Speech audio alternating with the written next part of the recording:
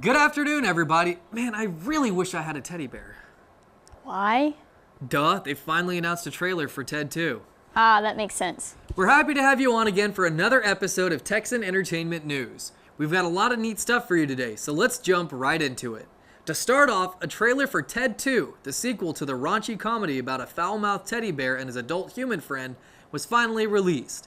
The New York Daily News shows the trailer, which gives away the movie's entire plot. The sequel will be about Ted and Johnny taking on a mission to prove that Ted is human in the eyes of the court, so he and his wife can have a baby. Just as ludicrous as the original, we can expect no less from the comedic titan Seth MacFarlane. Also announced this week is a Ghostbusters sequel. It's been a long time, but a new installment in the series is finally being prepared. Unlike the others before it, this Ghostbusters movie will be an all-female cast starring Melissa McCarthy, Kristen Wiig, Leslie Jones, and Kate McKinnon. Not much is known about it so far, except that it will not be directly tied to the original movies. Its release date is July 22nd, 2016. Ooh, also on that date is Lionsgate's film reboot of Power Rangers. Wait, you did say Power Rangers, right? Yeah, but we'll get to that another time. First, before that, I'm going to give you an all-movie review on the movie American Sniper. This film stars Bradley Cooper assuming the role of Chris Kyle, otherwise known as the most lethal sniper in U.S. military history. Besides one infamous fake baby scene, the acting in this movie was great, and the writing was very well paced. This was a really emotional film, but not in a tearjerker sense. The emotions it relies on are a lot more than just melancholy, and that's what hit me the most. Several parts of this movie presented a life is hard and that's just how it is scenario.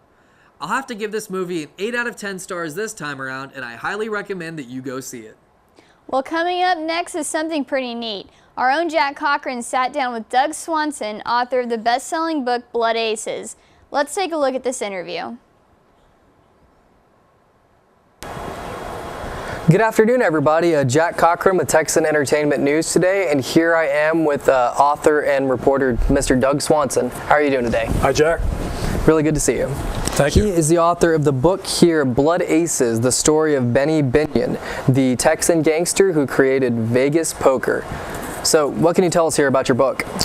Well, it came out in August. It was a lot of fun to write, unlike other books I've written. This was a real blast.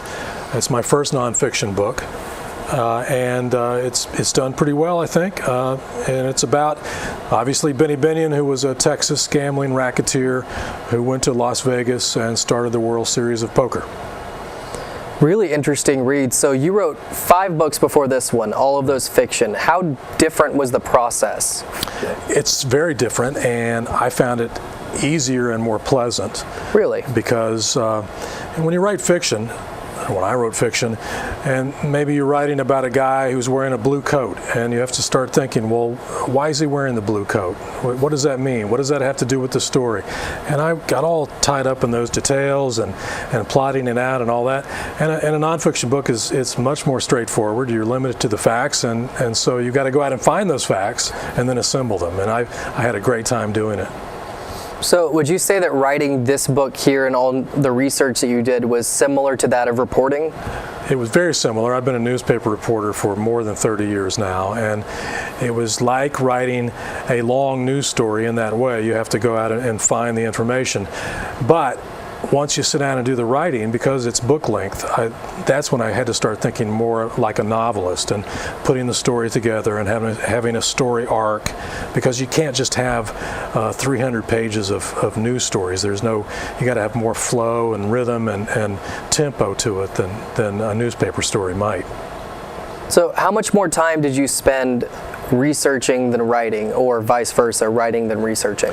Well, I was on a deadline, so I couldn't spend a whole lot of time. I had about 20 months to research and write the book, and I was working full-time at the Dallas Morning News all that time.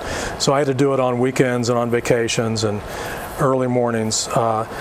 So my time was very limited, and what I would do is I had lots of long-range record requests to file with the FBI and other agencies, so I filed those at the very beginning, and then I started researching the book chronologically, and I would research a chapter and then write a chapter, and I would go on and on like that. So it's hard to separate how much time took for research and how much time took for writing, because I was doing it all at once.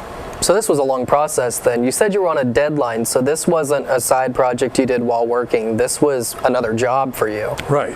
And I had a contract and I had a deadline. I had to turn it in less than 2 years, and so I worked at it every day. And we didn't have any vacations except to go to Las Vegas to research the book. And my family got really tired of going to Las Vegas. I can tell you that. I don't think I could ever get tired of Las Vegas, but I'm sure when you're doing it for work, that's different. It's work, yeah. Now, if I understand correctly, your book is being produced into a movie now. Well, it's been optioned. What that means is a studio has bought the rights to the book, and they have assigned a writer to it.